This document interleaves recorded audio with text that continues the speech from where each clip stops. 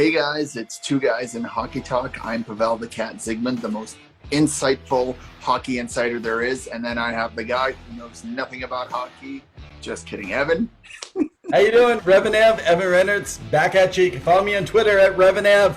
Love stirring up controversy all the time. Man, some of you guys on Twitter, you guys got to get some hockey knowledge in your background. You're like, what? What's Evan talking about? Follow me on Twitter and you're going to find out what I'm talking about. It's called clickbait. So by the way, if you do follow me, sometimes I don't actually believe what I'm saying. So it's absolutely perfectly okay for you to be wrong or for me to be wrong. I just want to tell you guys, I know you're fanatics, and it's a fanatic is a fan, and fanatics sometimes don't make a whole lot of sense. So, but anyway. Do you feel like you're arguing with a bunch of bees online? Is that why? You think you just marking everybody? Hey, it's good to be with everyone. Hey, guys, thanks again. Episode 39. Only a few more sessions left. How's your week going, Pavel? Oh, I am not sleeping at all. My little one is keeping me up, so I'm sleep deprived. And the worst part of it is I can't rewatch hockey. The only thing that's been on is the Memorial Cup, which we're going to chat about. But okay, there's been no hockey, so I've had to play NHL 2020 because it's the only way to actually look at hockey and be like, oh, it's happening. Okay, quick conversation before we go ahead. Let's grab our bevy. Let's make sure you grab your bevy, guys. Pop it open if you don't know. It's not. It rhymes with Heineken, so if they want to sponsor us, great. But if not, we're not patent pending. Well, I'm talking about your favorite Oiler, so I'm going to drink your favorite Oiler here, Keith. Oh boy! All right, we're going to get into a whole. Talking about your favorite Dallas Star, Heiskanen or Heiskanen. All right, guys. Well, hey, you can follow us on subscribe to us on YouTube and follow us there. Like our stuff as well, specifically on Facebook. We come to you on Facebook Live every week with our podcast. We will be taking a few weeks off here, a little bit in the end of July and into August. We're going to go a little bit longer than we anticipated, just because of some guests and stuff. I'll come back to that in a few minutes after we talk about EA Sports, because we want to talk about your favorite EA Sports NHL season, which is the best game. So, Pavel, tell everybody listening, if you're going to play video games, you're going to play NHL, what's the best one for the season to play? Ooh, that's a tough one because there's so many good ones. I've really enjoyed 2019. I mean, I know I'm playing right now 2022, right, for PS5, so that's been a good one. But that being said, 2019 has been fun. Did I just see who I see on the front of that one? You did. You saw the Hart and the Rocket Richard and the Ted Lindsay winner. Whoa! Blow me down! Okay, before we get started, we didn't get to touch base on this last week. First of all, behind you. Let's talk about behind you, that jersey, and then let's talk about that video game and who won some trophies. And then we'll get into my Revs Top 15 here today. Sounds good. So once again, congratulations to the Colorado Avalanche, who I believe it was today or yesterday were celebrating and having their parade in Denver for winning. It's really, really impressive. The teams deserve it. Both teams released lists of injuries that they were going through. Valeri Nichushkin playing with a broken foot, and he's in a wheelchair. Nazem Kadri wearing a cool shirt saying "Too many men," kind of like Kucherov did last year with 17 over the cap. The guys are celebrating. Bowen Byram actually being stopped by the police because he was kind of engaging with the crowd. And the police officer monitoring the parade thought he was just a local fan who was getting drunk and being a little silly without realizing how young Bull Byram is. I mean, he's only 21 years old, I believe, right? So, but he was able to get back into it. The guys are celebrating, having fun. I don't even think he's 21. I think he's like 20 years old. 20, yeah, sorry, 20. Yeah, you guys can correct me if I'm wrong. But yeah, so, they're always wrong. So you just correct them every single time. Evan, I got to say, this has got to be one of the highest and most entertaining playoffs that I've ever watched, whatever team it was, and one of the highest action-packed, dramatic, really good drama, of course, overall. I mean, there was some sketchiness, surrounding the Nazem Kadri situation, but overall, it was fun. It was fantastic. There was skill. There was goals. Oh, my God. We usually say there are goals in the playoffs, or usually they get dropped, right? Yeah. And there were some great outstanding saves too. Say what you want about Darcy Kemper and Vasilevsky. They made some, outstanding saves. It was impressive. I'm curious to see what Joe Sakic does, but props to Joe Sakic not only for winning the Stanley Cup twice as the captain of that team, but now as the GM, which very few individuals in the world can ever say to do that. And you wonder if Steve Yzerman with Detroit will ever do it again. So who's the other trivia question? Who is someone who has been a GM, Stanley Cup winner, and also an NHL player, Stanley Cup winner? Do we know that answer to that? I don't know off the top of my head. I actually have no clue. I'm just asking that with what you just said. So Pavel's looking it up while I'm chatting for a minute to see, is there anyone? Because this could have been history making, and if not, history tying. Because I'm pretty sure. And now we're talking about significant player. I know Ken Holland actually was a player, but not a very good player, right? We're talking about a player that could have played at least 300 NHL games, we're talking, right? Or something along that line. So, well, hey, I just, while you're looking that up right now, I just want to look at you guys out there and get your thoughts right now on the Hart Trophy and the Ted Lindsay. So what really struck me, I knew that it would be close up between Austin Matthews and Connor McDavid who would win that Hart Trophy. I realized that Matthews might win it because that 60-goal season. But I do want to say this. When the players voted for Austin Matthews, I think this is why this happened. Because the best player in the league, I'm sure if you sat and pulled all those players aside, even this year, they would still say Connor McDavid, most of them. However, I think what they did is they gave extra because of the 60-goal season. Yeah. But what I want to show everybody is 60-goal season, he got his trophy. It's called the Rocket Richard. Yeah. The Art Ross, McDavid got it for the most points. Just because you get the most points, just because you get the most goals, the most valuable to your team, they felt Austin Matthews with all the goals. I get it. But when you're looking for a player, so this last season, were all the players saying that they believe if they had to pick and do their own personal draft, all those players would have put Connor McDavid as number 2? Come on. But I'm not going to argue with the players. The NHL players voted. And you can't get away from what players know. Side note, I can't believe we didn't even think about this, but it's pretty obvious. Mario Lemieux.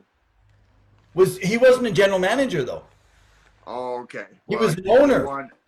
Owner, okay. Yeah, so we're looking for a general manager. So if anyone's out there, Pavel, you can do that when I talk my Revs top 15. You're going to be bored anyway when I get it. It's true. Well, you guys can let us know, and if not, we'll try to find that information. It's definitely a fun trivia fact because it'll be something that you could probably spit out at a bar and sound knowledgeable to other people. And you could tell it to Evan on Twitter, and then he won't know the answer. So you can tell him that he's wrong and I'm right, or you're right. And you guys just know this. Just tell everyone that you actually found out on Two Guys and Hockey Talk. So go on Facebook, follow, like, share. Also, check out the boys at ASAP Network, All Sports, All Play. Now, I want to quickly make a mention. We are going a few weeks late. We're just working on the final date. We're going to do a pre-recording, likely, and it looks like Leah Hextall will be our last episode. First female play-by-play broadcaster for ESPN, Hula, and Sportsnet.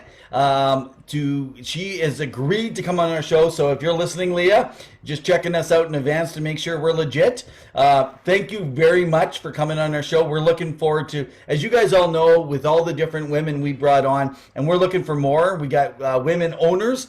We got I'm hoping to get Linda on, who owns the, I think it's, I can't even remember the name of her team. It's on the West Coast. I've had too much of this. Did you use this photo, or which photo of me did you use to lure Leah onto the show? Because that's probably what said. Oh, definitely. I made sure I put your face out and just showed mine. I can invite.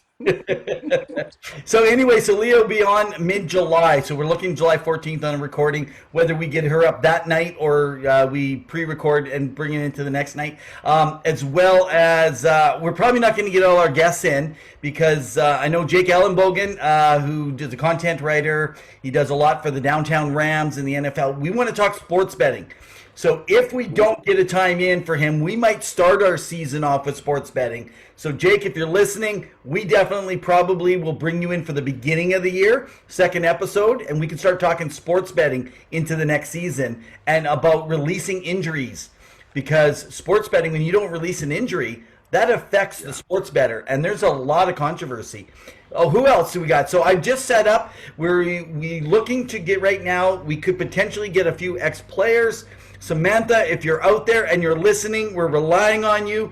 You said you have a connection to the arena deal. I'm waiting for the call. So just so you know, I met someone at the Garth Brooks concert. Her name's Samantha. Samantha, we appreciate you. Long as you hook us up. So it looks like we will have a chance to meet someone who was in on the arena deal in Calgary that will be willing to come on our show as a guest and give us the inside scoop. Now, I'm not sure what that scoop is. Hopefully it's not a bunch of horse manure scoop, but it's actually something with real facts. We know that it will be. I'm just joking around here. As well as she has a connection to the Medicine Hat Tigers and the ownership group. So we're hoping to bring something in there. And she thinks she can get us old Lanny McDonald on our show at some point here. So anyway, guys. I'll start growing my mustache. I would love to talk with Lanny, man. Lanny is a legend, not just for playing, but Lanny's a legend for his conversations and what he's done for the community, man. So anyway, lots of things going on. Go ahead. I was just going to say, are you bringing Jake on just so that we can lose more money and just give him more money? Maybe I could just Venmo him more of my money so he has it. Because if I'm going to gamble, I'm going to gamble a lot of money because he clearly has the inside knowledge. Well, clearly not on hockey, though, which we'll talk about because he picked the Vegas Golden Knights as a good inside shot at landing Evander and also potentially being in the finals. So Vegas did not make the playoffs even. So we'll have some fun with his favorite team there, even though that he's not number one, an NHL fan. He is an NHL fan and loves them Golden Knights. So let's kind of see where things are at. All right. So are you ready to get into REVS Top 15? Let's do it. Do you have any final thoughts on Colorado's go of the Stanley Cup? And do you think they can not one, but two-time repeat next year? Just a quick on-the-fly question. No.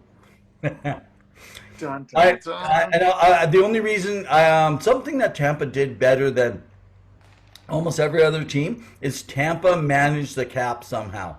And I don't see Colorado being able to bring back all the key players they need to make the second run next year. They're going to have a good shot. I think they'll be in the final, but I don't think they're going to actually make it next year. But right now, it's going to be hard to know. For example, Edmonton has a good shot to get back. Calgary has a good shot to get in next year, but it's all about who can they keep, who can they move out, and who can they bring in, which will be a ton of speculation we can talk about in the coming weeks. Another Battle of Alberta would just make my heart melt. It would be the wildest thing ever.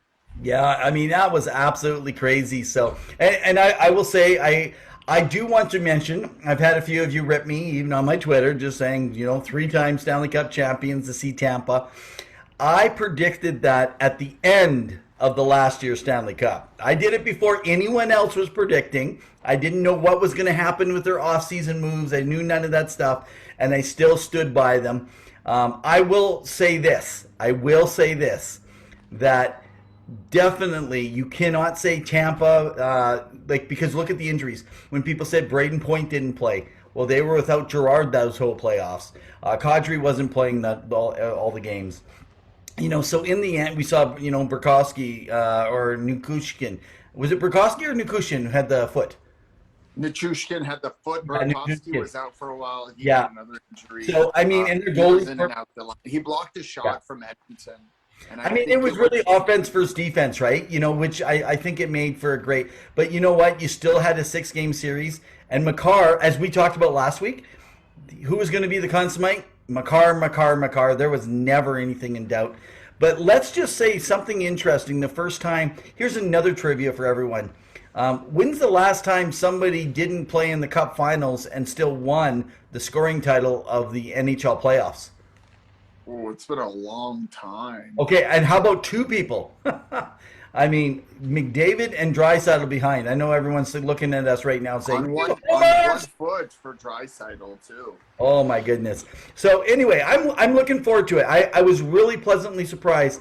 This year, I will say I felt the referees didn't hold back all the time. There was still bad calling, bad officiating. We'll always talk about that more. But they actually called penalties. And I think just the fact that penalties are being called more, it was a lot closer to the regular season than I thought it would be. At the beginning. Yeah. No, even in the end, you were still getting 3 and 4. I actually go back through the playoffs, Pavel. You'll notice that there was like 3 of the 4 games, there was 3 to 4 penalties on each team that were being called. So if you go back. Actually, the last 2 games had a penalty each on each team, just 1 each. Go back and take a look. Go back and take a look. You guys can correct me if I'm wrong. In the meantime, guys, congratulations to the Colorado Avalanche. But I got to get moving here to my REVS Top 15 2022 NHL Prospects, guys. So, right there, power play 1-1 in the last game. That's the last game. Go back to the game before and the game before and the game before. Check all 7. Take a look at them. Okay, let's talk. Get away from. You need to get off of my airspace now, so you're not interfering with my REVS Top 15. Bring in the drums. Okay. Since you do nothing to help me bring this in. Guys, I want to explain but I wanted to argue with you because you're always wrong, so that's why. I wanted to help the internet trolls get material for them to argue with you. But now that you say Calgary and Edmonton potentially could return back to the conference final, as could Colorado, who do they draft? Let's talk about this draft because it seems like a pretty strong draft. So what are your thoughts?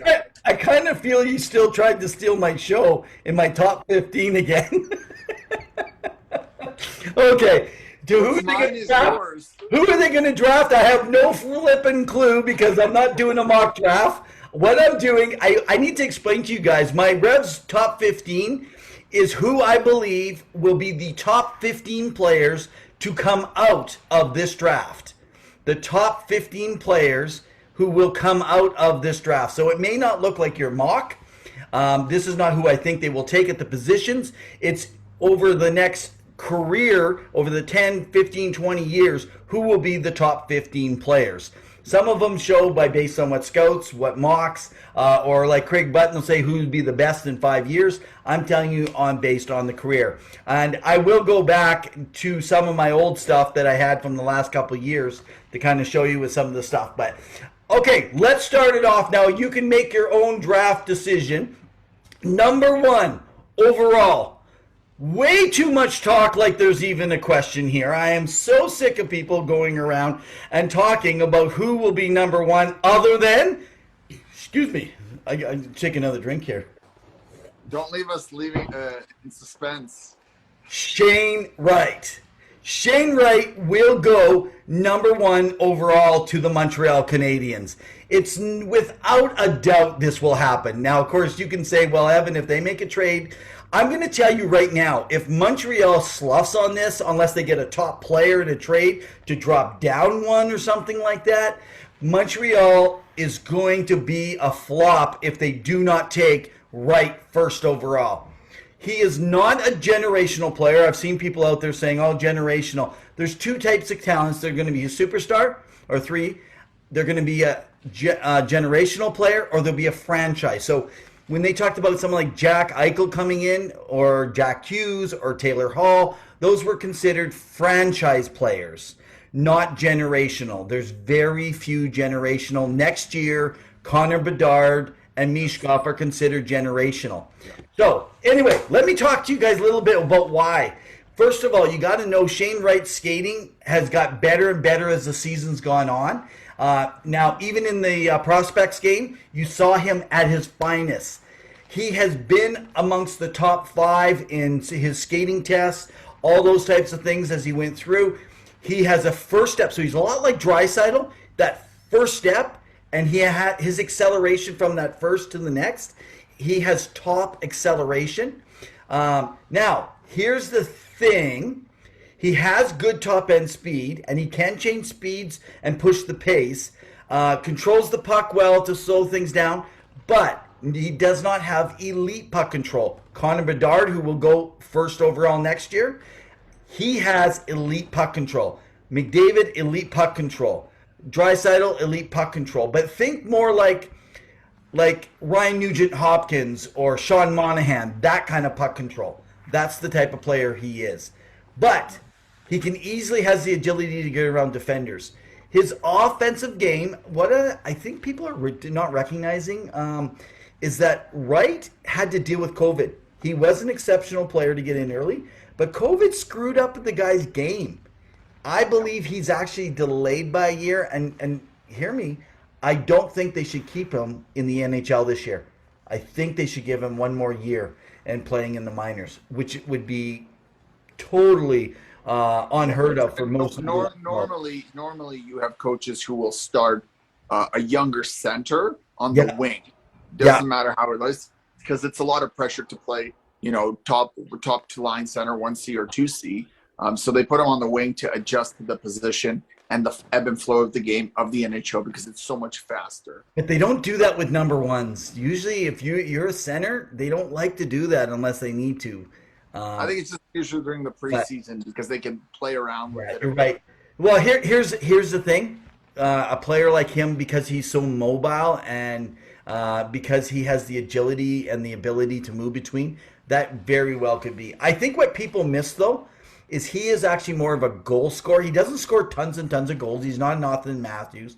But I'm going to call him a 40-60 in what you're going to get for production when it comes to goal scoring. And he can play the role of playmaker, but he likes to carry that puck a lot. And he likes you to set him up. That's why he played so well in that Ivan Halinka a year and a half ago, right? When they were doing the U18s. Because Connor Bedard was setting him up on those power plays and stuff like that. But anyway, excellent IQ. His vision is elite. He wins battles along the boards. He's an average-sized guy, not too bad. But his defensive game, this is where Pavel, I think, is different than our number two. And that's because he's an excellent defensive player. Now, I am going to take a little more time. I'm not going to spend as much time on the other guys, just in case you're saying, how are we going to get through this show? I really want you guys to see what kind of player is coming into the NHL. He knows how to create gap and spacing. He knows how to cut down the passing and shooting lanes defensively. He's really good at his anticipation to know where to keep himself between him and the man that puck's getting to. And so I'm telling you, he's good in the face-offs. He can kill penalties. He is an all-around 200-foot player for them.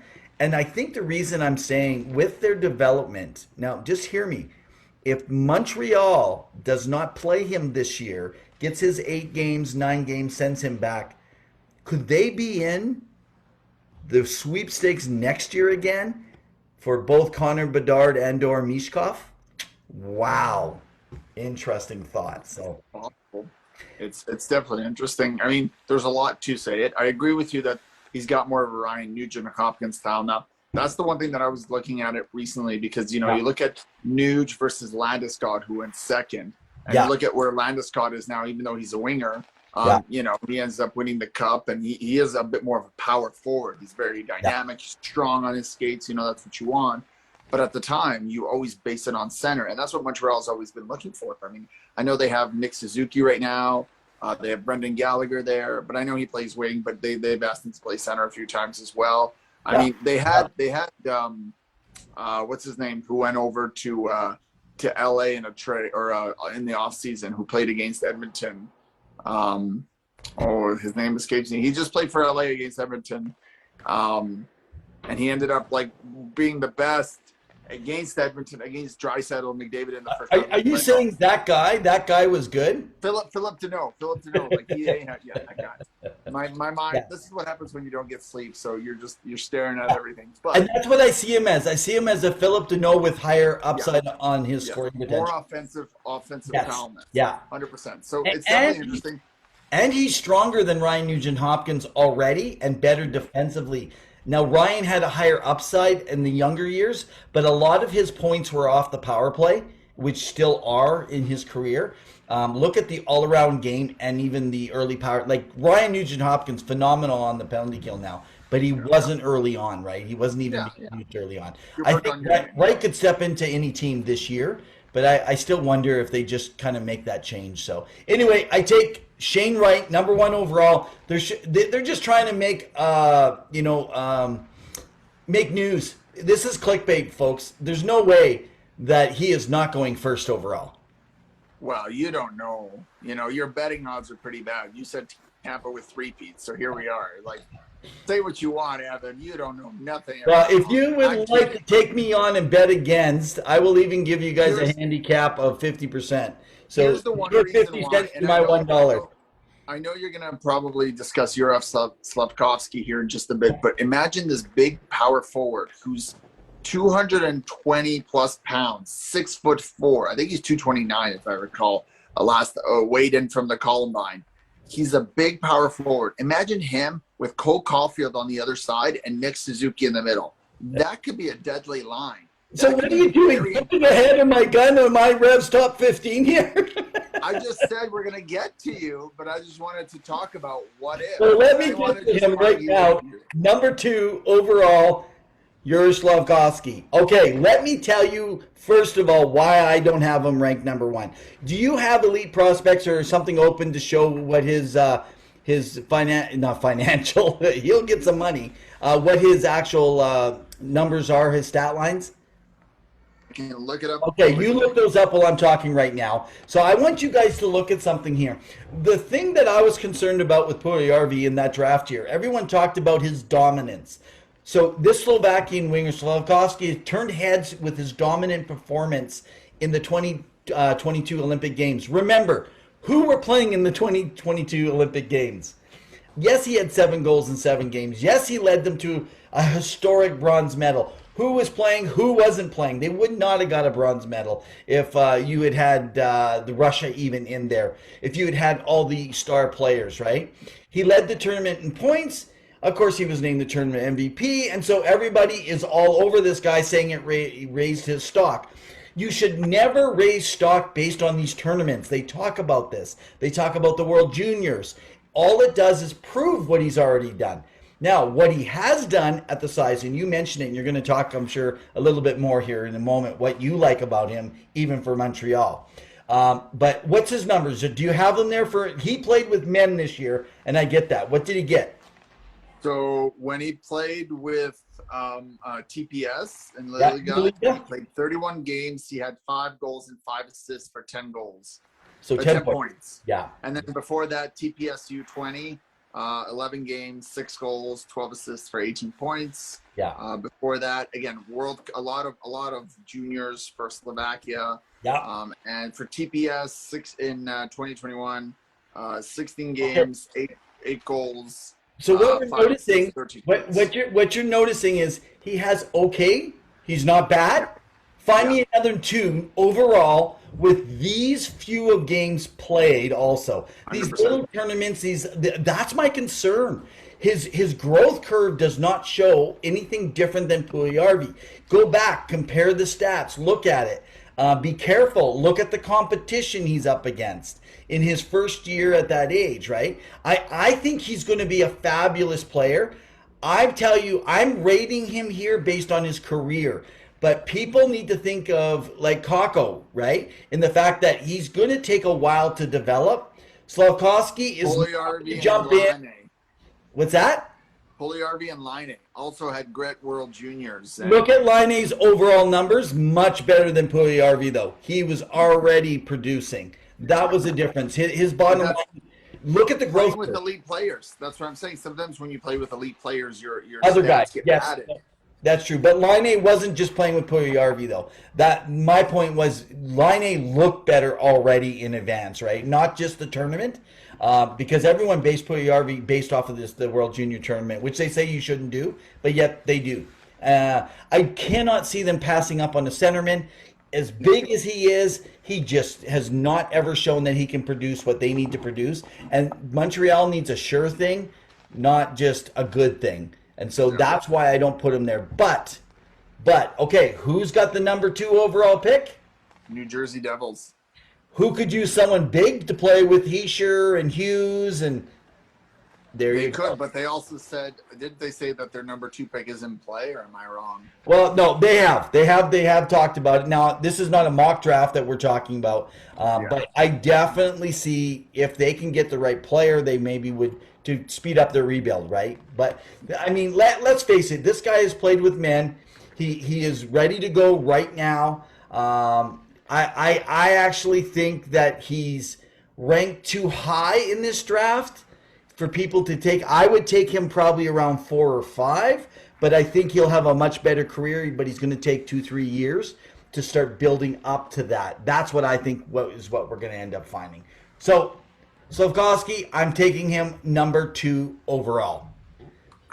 We're not going to cover all these, but let's get into the number 3. Number 3 overall in my REVS Top 15 2022 NHL Prospects, Logan Cooley. So Logan Cooley. What's that? Great player. Replay. Okay, Logan. I said Cooley. great player. Oh, I thought he said replay. I was gonna go.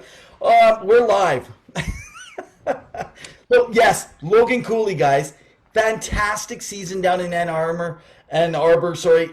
He had 75 points in his 51 games. Made the American team at the World Juniors. Of course, that all got messed up. Look for him this summer. I'm positive they're going to be having him play in August when they reset that whole U20 World Junior Championships in Edmonton. But he played for Team USA at the U18 previously. He had 10 points in his 6 games. He's helped the Americans get the silver medals. He's done a lot of things along the way. Now, he was also, by the way, the tournament all-star team top 3 player. He was a top 3 player on Team USA all year long with the older boys. Listen, he scored 16 goals and 16 assists for 32 points in 28 games on the under 17 previously. He's put up over 14 points in the 19 games in the under 18. Now, this is even when he was 16 and 17. He knows how to take a role on a lower line and still produce. That's going to be key as you're building, especially if you're going to be around a 3-4 pick. The World Championship, yeah, great. Wouldn't that be a great pickup, right? You know, to play along. Who did they pick up last year? Kent Johnson? Matthew Bernier's. Who got Kent Johnson? Columbus. I think Columbus got him. Columbus, yeah. So here's the thing. Logan Cooley doesn't have to play this year because he's committed to the NCAA hockey for the University of Minnesota next year. And the runner-up in the Memorial Cup, by the way, congratulations to the St. John Sea Dogs. For Very specific. St. John, not St. John. I said St. John. Okay, I'm just saying. Go back and re-listen to it, man. Gotta unplug those ears there. The guy who just heard me say replay. His CHL rights are owned by the Hamilton Bulldogs. So if they wanted to convince him, maybe they could get him into junior. But I'm positive he's going to go NCAA hockey, which gives a couple years of growth still for whoever is going to be drafting him. But I saw him fall in some standings. I just don't see him falling lower than 3. I think the guy is going to be fabulous. All right, number 4, David Jurčík. Now, this Czech defenseman, I guess from the Czech Republic, as they call himself, he's been a top prospect for a long time. He's more advanced than some of the other guys for his age. One thing that is really interesting about him is that this guy has incredible lateral movement. So when he's one of those guys, if you guys remember guys like Jeff Skinner and how they can skate, almost that sideways skate, they can go faster, laterally than some guys can go forward or backward. But this is a guy that you definitely want to look at. He's played big minutes in his league and for his team. And I actually think that this is another guy that's going to take a couple of years to develop. but he is going to be a steal for the team that picks him up. But some people are going to think that they went too early. A lot of people are picking him around 5 to 7 approximately. Now, there's a couple that I've even seen him ranked as high as number 2. He's not going number 2. No. Any thoughts? Do you have any numbers on him in front of you? I don't have any numbers. That's okay. It'll be interesting. I'm curious to see if he or Simon Nemec, who I'm sure you'll talk about soon, which will be the first defender to go. Because, when you have one that's a little older and a bit more mature and had a little bit more experience, but maybe not playing in the, the most competitive league. Now, the Czech Republic is growing in terms of hockey love, similar to like Germany or Slovakia, but it's still not the Canada, the Finland, the US program, the Swedish program, right? Like they're still getting up there. They're getting better, but they still need more exposure worldwide, internationally, in order to take that next step. So it'll be interesting to see what happens. I think he will be the first one picked. I really do. And now the only thing that could be lingering, he did suffer a knee injury during the World Junior, and it meant several months off. So we need to see how that fully recovers, right? Because that can potentially be bigger issues down the road. But these guys are young. They have a lot. You don't want to jump all over that. But I just think that he's going to be the more mobile defenseman to be able to get in there. Good size. A little bit more active, more upside, more offensive prowess than you would expect from Simon Nemec, who may be more defensively responsible and stay at home defensive style. My number 5 pick. Why don't you go ahead and announce it, Pavel? You just called Simon Nemec. Woo! But you talk about him. Now we went from Czech Republic over to Slovakia. Isn't it interesting, these guys in Europe, though, this year? There's quite a few guys ranked up higher here that are out of Europe. Excellent playing against his own age in the Slovakian Elite League. So this guy has been playing, he's put up some decent games. He's played well. He's relied on. He's done both power play and penalty kill. But he has excelled against men, which is really important. I know that's one thing that they look at. That's why Slavovsky, right? They're saying he can play against the big boys, even though he's quite young. People may not know this, but his brother Adam is just 14 years old. People are saying, that's creepy. You're following his brother at 14? No one thought that until you brought it up. Oh, now they're thinking I'm creepy. I've always got that when you're following young prospects. But his brother is only 14 years old. His name's Adam, and he's turning heads in their under 16 and under 18 domestic leagues right now. So just keep your ears open, because in the next 3-4 years, his brother will be coming through, and I consider he's for sure going to be a first-round draft. So anyway, we'll stick with Simon. And you know what? Let's leave it at the 5 so we can cover a few more things around the NHL and some possibilities of what's going on. But my top 5, these are the guys that I believe are going to fall into line. I think this year there's not going to be as many players making the NHL and actually playing, because people want the players to be more mature now. So when they come in, they get more experience out of players coming in those elite level contracts. You bring them in too early, you waste a year or two.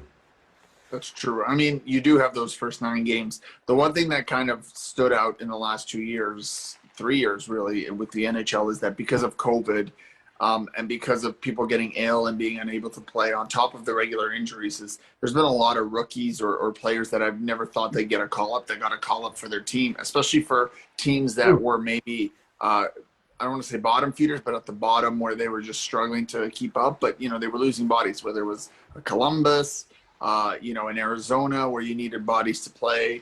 And so they're coming up to play just to, have their first goal, first opportunity. Yeah. And they got that, right? And of course, it's a good showcase for teams, because even though the preseason is fairly, you have a good 2-week cycle of it. Yes. You can't always play every single guy, and you're trying to build chemistry. So it's definitely true, The big question is, as a developer of a player, as a scout, and do you play the guy, or do you let him marinate in the minors and let him grow, or go to college or whatnot? A lot of players will choose that. And does that help? I think it does. Maturity definitely helps in playing not against necessarily in the NHL, because your confidence can go down. You won't feel as good. You saw what Coachy did to Cole Caulfield, where he came out blazing last season. And then this year he struggled until Dominic Ducharme was let go. And Martin St. Louis, who's also a short stature player, came in and kind of rebuilt his confidence up. But it took some time, and So do they use the word short statured, or is it vertically challenged?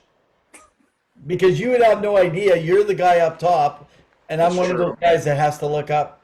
So I It's will true. say there is times, Pavel, that I look up to you. Oh, from one dad to another. All Goodness. right, Dad. All right. Yeah, exactly. So, hey, why don't we talk about a little bit shorter show tonight? Got lots of things. You got a baby in the house. I'm actually at my daughter's tonight. We got a baby coming right away. Going to be a grandfather again here. So Papa E, Pop and Rev Ev Bravo. is looking forward to. So I'm going to need to get going soon. But before we do, let's just talk about a few stories that are circulating with free agency, possible trades. Why don't we give ourselves 5 minutes and then we'll call it a show? Sure. Okay, Well, we got let's hit some. Kevin Fiala is now an LA King.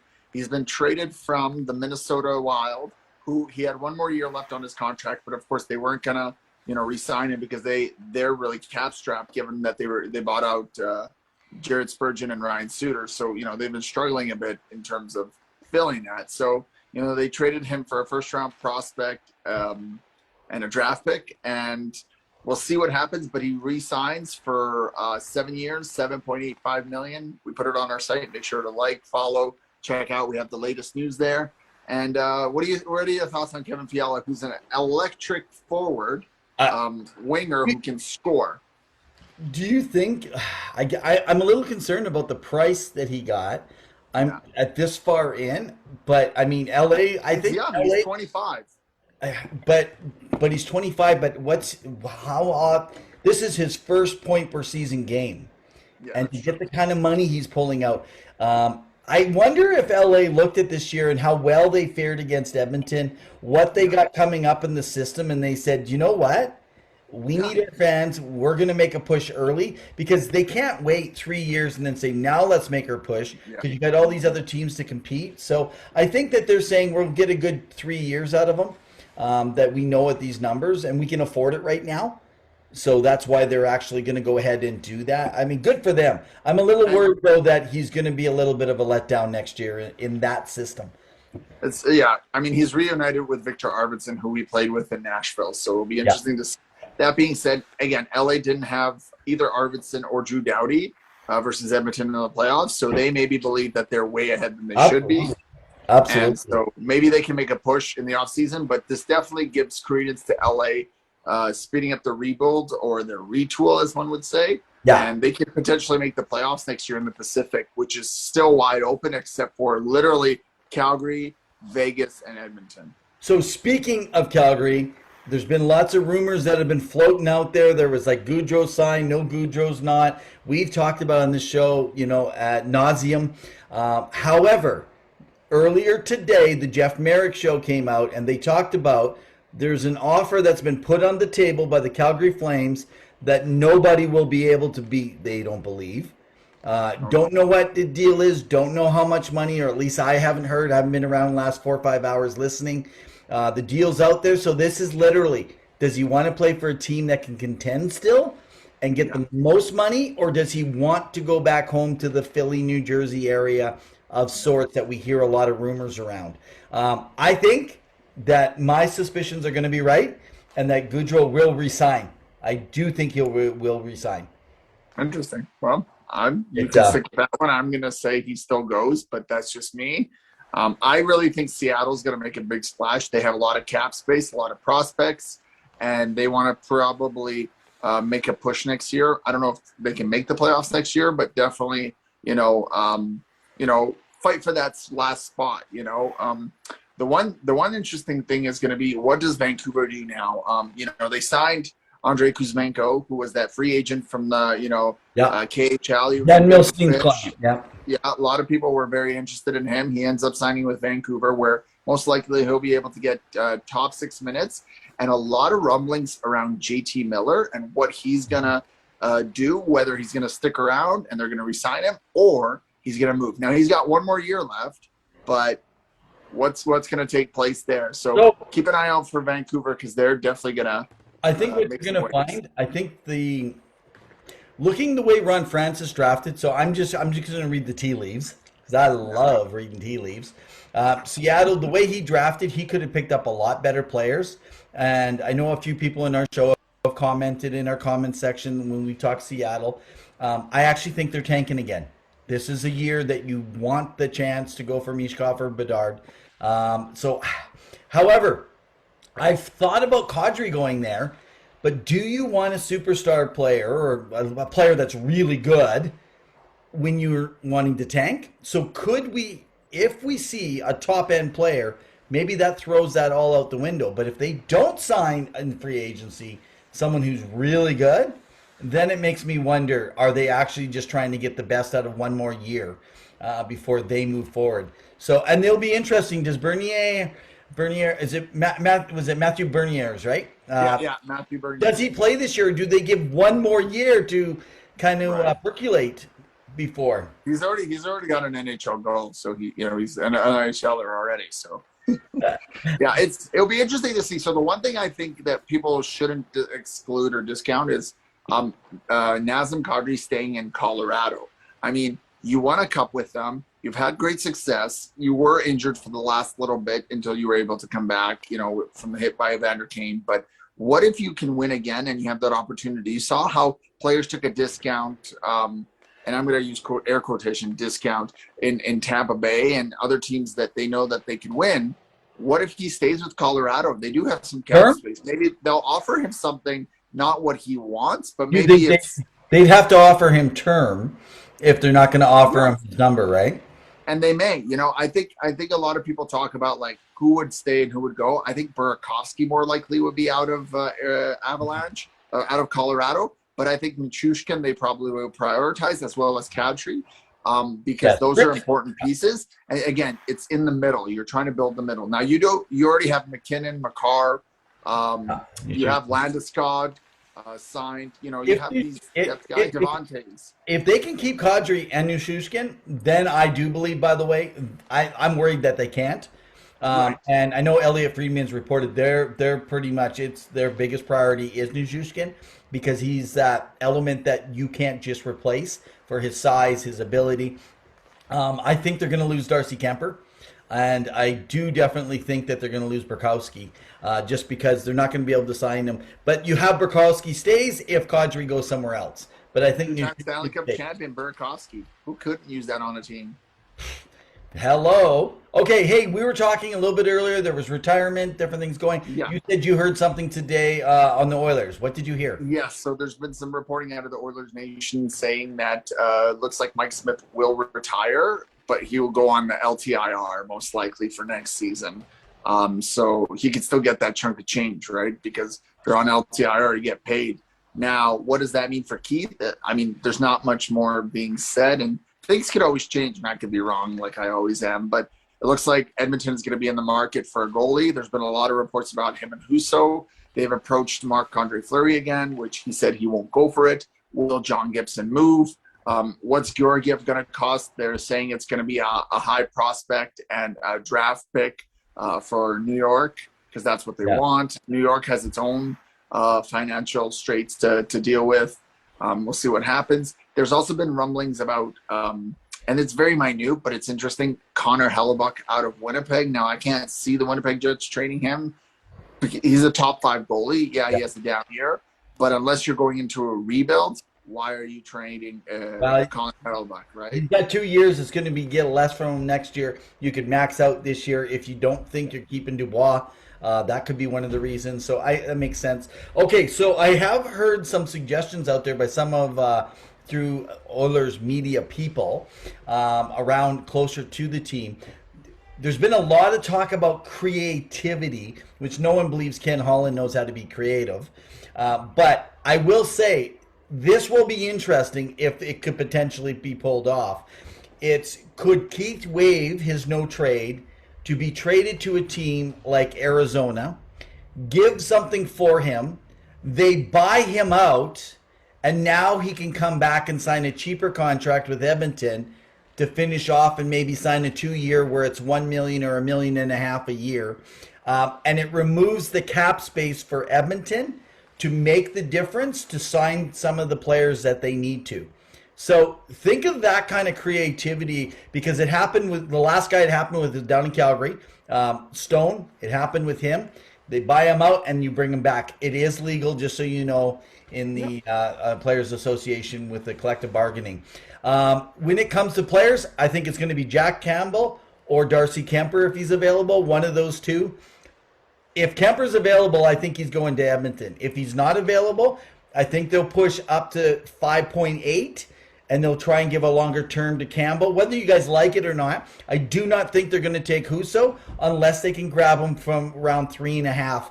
They're not paying over 4. I can tell you that for Husso. And guys, if you want to win a cup, you don't get a guy that's only got 65 career playoff games in the NHL, because otherwise you're saying we're running with a bunch of rookies, essentially, with a little more experience. So I just don't think they're going to take the chance because of where they're in. Lot of talk right now. I know there's writers out there about Puljujärvi being traded. Now you did. Let's finish with this last one thing. We got to call it quits. What did you hear about Ottawa and Edmonton? Some stuff before we started the show today. Talks have started to heat up between Ottawa and Edmonton, and Puljujärvi's name has been in the center of it. What does that mean? We don't know. Will there be maybe a Connor Brown in return, potentially a draft pick? I know Ottawa and Columbus have also been interested in Cassian, so maybe look for that to be a part of that. Again, Ottawa's trying to push for a playoff spot next year. They believe that they can. I mean, Pierre Dorian said so as much last season and said that they should be a playoff team. The rebuild's done. I mean, they have a few guys upcoming that, need to still play. Will something come of it? I mean, I think it's just a mutually exclusive ending to that relationship with Puljujärvi and Edmonton Oilers. Now, they've tried it. They've repaired it. It's been 5 years. It hasn't really panned out. He may need a change of scenery. Understandable. He was a good fit. He just didn't produce in the top 6 role like he should have, and maybe there's no top 6 role for him here. And I have a feeling that Jay Woodcroft probably had some input into what this meant for his club and what he wanted to see. So, and I will say, from the inside discussions that have come out, and they seem to be from different people, it sounds like this might be a bit more like the Yakupov situation. They just don't connect with some of the players. This isn't about an on ice per se, but the on ice is affected by the off ice when you just don't do things. There's not that sense of gelling in unity. Let's hang out with each other. And that's very important, as well as I worry that some of this is what they want from him. He just doesn't have, I'm not going to say he doesn't have drive, but he doesn't have that jam that they want him to have physically at his size. And I don't care where he goes. I think what you see is what you get. I think he's a $3.5–4 million player. Tops. He can play on every line. He can help every other part. But you know what? It's like he's an analytics darling. He is.